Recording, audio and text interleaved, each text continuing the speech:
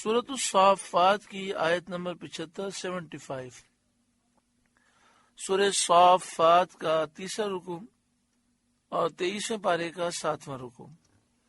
اللہ رب العالمین نے ارشاد فرمایا وَلَقَدْ نَادَانَا نُوحٌ فَلَنِعْمَ الْمُجِيبُونَ، اور بے شک ہمیں نوح نے پکارا تو ہم کیا ہی اچھے قبول فرمانے والے ہیں۔ یعنی نوح علیہ السلام نے اللہ تعالیٰ کی بارگاہ میں اپنی قوم کے عذاب اور ہلاک کی درخواست کی تو اللہ تعالیٰ نے ان کی دعا قبول فرمائی اور نوح علیہ السلام کی مدد فرمائی دشمنوں کے مقابلے میں، اور اللہ تعالیٰ نے دشمنوں سے انتقام لیا اور انہیں غرق کر کے ہلاک کر دیا۔ وَنَجَّيْنَاهُ وَأَهْلَهُ مِنَ الْكَرْبِ الْعَظِيمِ، اور ہم نے نوح کو اور نوح کے گھر والوں کو بڑی تکلیف سے نجات دی۔ وَجَعَلْنَا ذُرِّيَّتَهُ هُمُ الْبَاقِينَ، اور ہم نے ان کی اولاد باقی رکھی۔ تو اب دنیا میں جتنے انسان ہیں سب حضرت نوح علیہ السلام کی نسل سے ہیں۔ حضرت عبداللہ بن عباس رضی اللہ تعالی عنہما سے مروی ہے کہ حضرت نوح علیہ السلام کے کشتی سے اترنے کے بعد ان کے ساتھ جس قدر مرد و عورت تھے سبھی انتقال کر گئے سوا آپ کے بیٹوں کے، آپ کی اولاد کے۔ جتنے لوگ کشتی میں سوار تھے جو مومنین تھے وہ کشتی سے اترنے کے بعد انہوں نے اپنی زندگی گزاری اور زندگی گزار کر وہ انتقال کر گئے، ان کے یہاں اولاد کا سلسلہ نہیں ہوا۔ لیکن حضرت نوح علیہ السلام کی جو اولاد تھی اور ان کی اولاد کی جو بیویاں تھیں اللہ تبارک و تعالی نے اس میں برکت دی اور انہی سے دنیا کی نسلیں چلیں۔ عرب اور فارس یعنی ایران اور روم سے مراد شام، تو عرب، فارس اور روم آپ کے بیٹے سام کی اولاد سے ہیں، اور سوڈان کے لوگ آپ کے بیٹے حام کی نسل سے ہیں، اور ترکی کے لوگ ترک اور یاجوج ماجوج وغیرہ آپ کے بیٹے یافس کی اولاد سے ہیں۔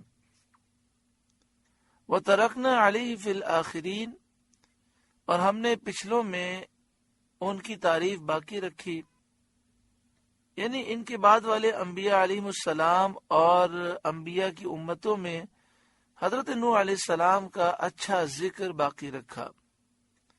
سلام علی نوح فی العالمین، نوح پر سلام ہو جہاں والوں میں، یعنی فرشتے اور جنات اور انسان سب ان پر قیامت تک سلام بھیجا کریں۔ انا کذالک نجزی المحسنین، بے شک ہم ایسا ہی صلہ دیتے ہیں نیکوکاروں کو۔ انہ من عبادنا المؤمنین، بے شک وہ ہمارے اعلیٰ درجے کے کامل الایمان بندوں میں ہیں۔ ثم اغرقنا الآخرین، پھر ہم نے دوسروں کو ڈبو دیا، یعنی حضرت نوح علیہ السلام کی قوم کے کافروں کو ہم نے ڈبو دیا۔ وَإِنَّ مِن شِيعَتِهِ لَإِبْرَاهِيمَ، اور بے شک اسی گروہ سے ابراہیم ہیں، یعنی حضرت ابراہیم علیہ السلام حضرت نوح علیہ السلام کے دین اور ملت اور انہی کے طریقے اور سنت پر ہیں۔ ایک روایت میں یہ ہے کہ حضرت نوح علیہ السلام اور حضرت ابراہیم علیہ السلام کے درمیان 2640 سال کا زمانی فرق ہے، اور دونوں حضرات کے درمیان جو عہد گزرا ایک روایت کے مطابق اس میں صرف 2 نبی ہوئے ہیں، حضرت ہود اور حضرت صالح۔ انہیں حضرت نوح علیہ السلام اور حضرت ابراہیم علیہ السلام کے درمیان 2 نبی ہیں، حضرت ہود، حضرت صالح، یہ ایک روایت ہے۔ اور آپ کے درمیان جو فاصلہ ہے حضرت نوح اور حضرت ابراہیم علیہ السلام کے درمیان وہ 2640 سال کا ہے۔ اذ جاء ربہ بقلب سلیم، جبکہ اپنے رب کے پاس حاضر ہوئے غیر سے سلامت دل لے کر، یعنی حضرت ابراہیم علیہ السلام نے اپنے دل کو اللہ تعالیٰ کے لیے خالص کیا اور ہر چیز سے فارغ کر لیا۔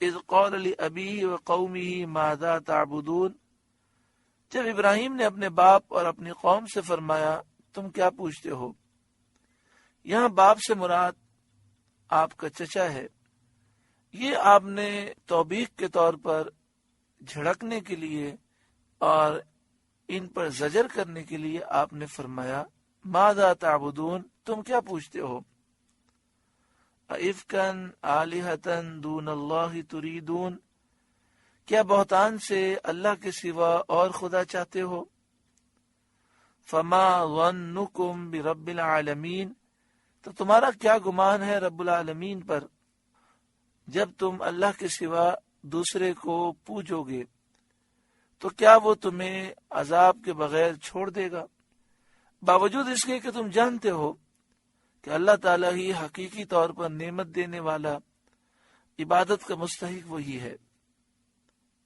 قوم نے کہا کہ کل ہماری عید ہے، جنگل میں میلہ لگے گا، ہم نفیس کھانے پکا کر بتوں کے پاس رکھ جائیں گے، میلے سے واپس ہو کر ان کھانوں کو ہم کھائیں گے، آپ بھی ہمارے ساتھ چلیں، مجمع دیکھیں، میلے کی رونق دیکھیں، وہاں سے واپس آ کر بتوں کی زینت دیکھیں، سجاوٹ دیکھیں، ان کا بناؤ سنگار دیکھیں۔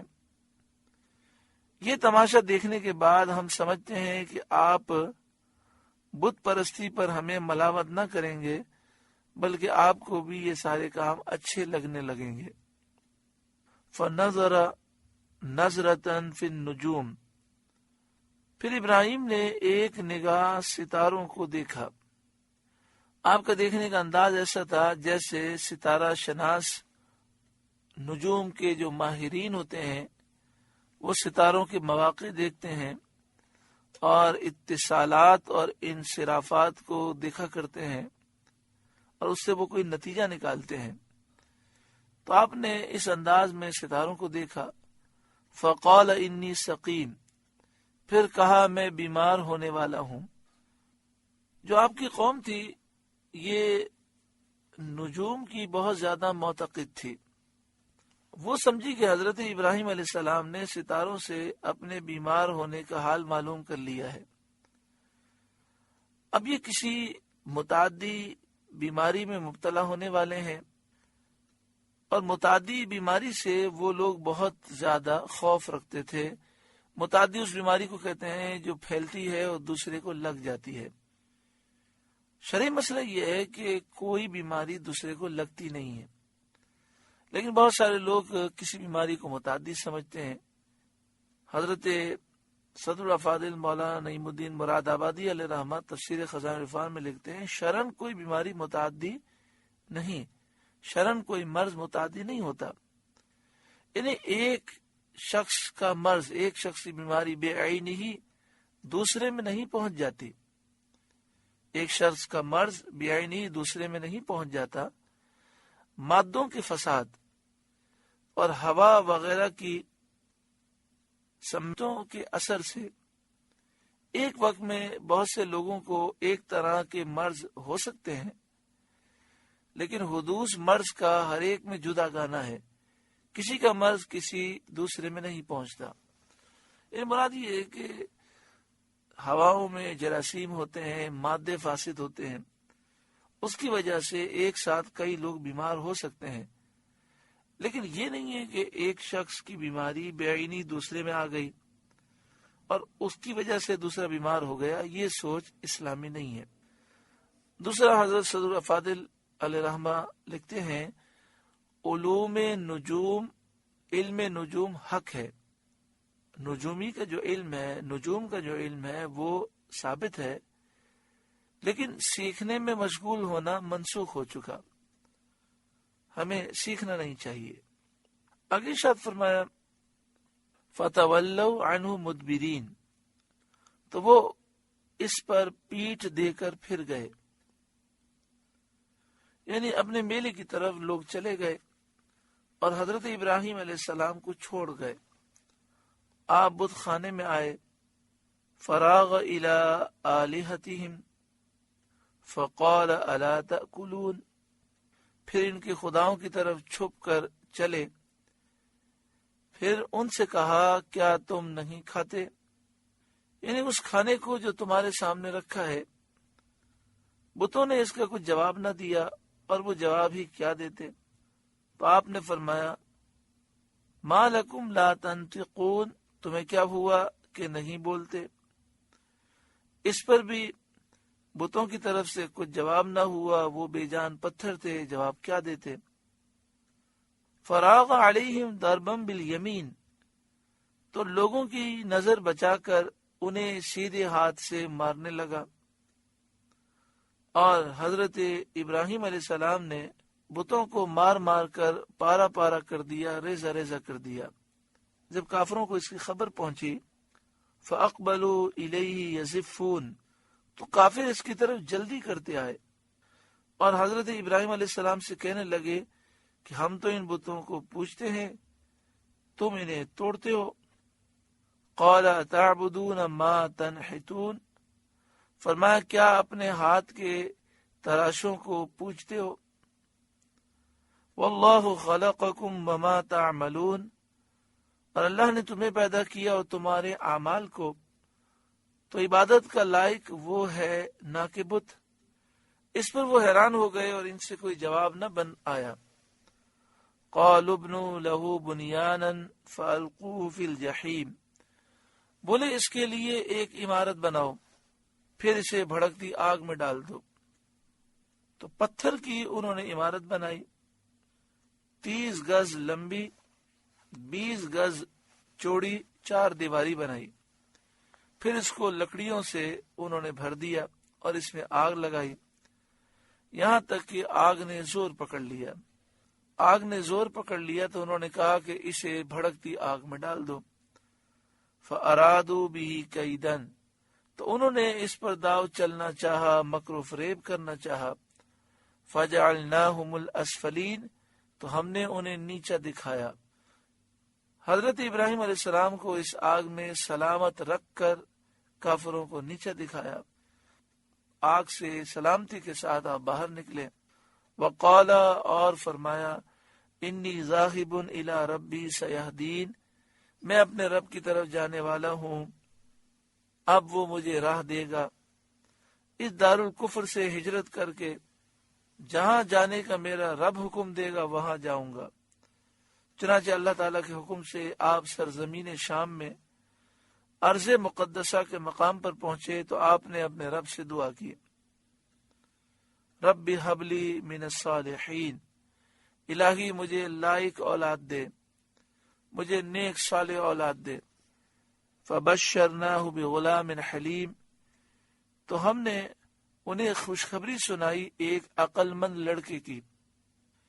فلما بلغ معه السعی، پھر جب وہ بچہ ان کے ساتھ کام کرنے کے قابل ہو گیا، قال، تو آپ نے فرمایا، یا بنیا، اے میرے پیارے بیٹے، انی ارا فی المنام، میں نے خواب دیکھا، انی اذبحک، کہ میں تجھے ذبح کرتا ہوں، یعنی تیرے ذبح کا انتظام کر رہا ہوں۔